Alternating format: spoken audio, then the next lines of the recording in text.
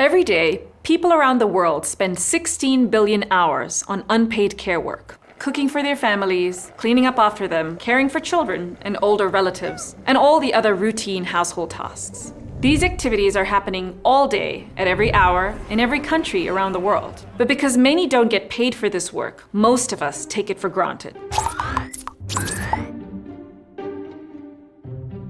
Care work is a catch-all term for all the tasks and chores that are done in service of other people. Some care work is paid, like medicine, nursing, or being a nanny. But a tremendous amount is done for free. And this unpaid care work is overwhelmingly done by women. There have been so many women in my own life who provided both paid and unpaid care work. My mother and my grandmother before her. Ishwari, who's nursing my grandmother in her final years. Patricia, who cares for my children when I travel for work. And I've been an unpaid caregiver too, caring for my immediate family, but also spending several months caring for ailing friends, their children, and my dad in his last days. I've come to realize that unpaid care work makes all other work possible. During the COVID pandemic, with the closure of schools and the strain on the healthcare system, the amount of time spent on unpaid care and domestic work doubled for working parents. This has been a disaster for women around the world, compounding the stress and pushing millions out of the paid labor market altogether.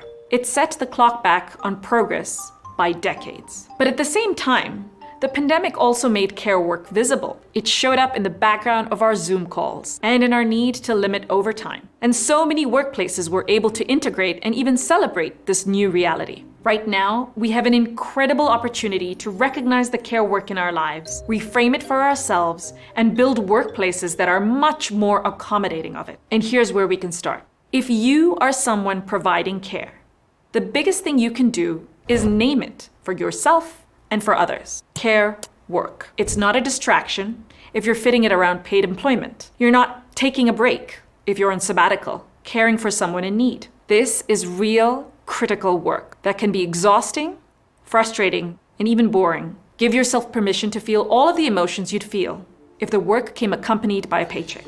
And when you're talking to your manager about it, don't feel like you need to apologize. Remember, this is a fact of life. And be as explicit as you can about your needs. Do you need 3 months at home, or do you need Tuesday mornings for a standing appointment? As a caregiver, it's also important to recognize the skills that you gain doing this work. There is so much involved with giving care. Handling transport, logistics, interpreting medical charts, managing financials. These are valuable skills that are relevant to all kinds of contexts. So if you have a job, frame caregiving to your colleagues that way.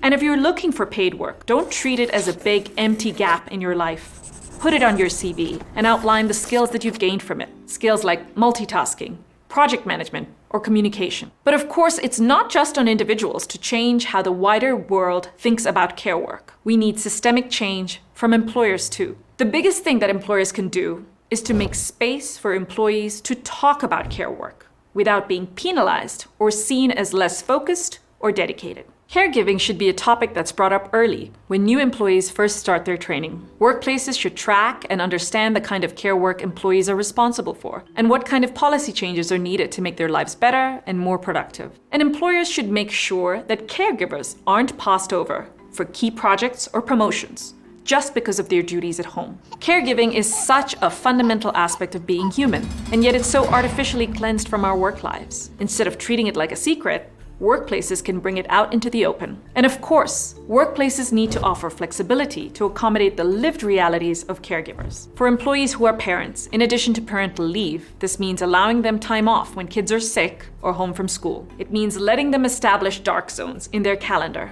around school drop-offs, bath time, bedtime rituals, and respecting those boundaries. It means offering remote work options. For people caring for elders or those who are sick or disabled, this means giving them reasonable amounts of leave. It means building projects that are based on milestones and deliverables rather than relying on frequent meetings and check-ins alone. It means being really flexible about when and where the work gets done. And workplaces often thrive as a result. And one final point. Care work is one of the fastest growing sectors of our economy. As a result of a growing and an aging population, over 2 billion people in the world will need care by 2030. This means that the time is now to shift the way we think about caring for them. This aging population is going to need support. They're going to need new solutions. This means innovations, jobs, new industries. And where many other jobs are lost to automation, the one job that we're so uniquely good at as humans is caring for other humans.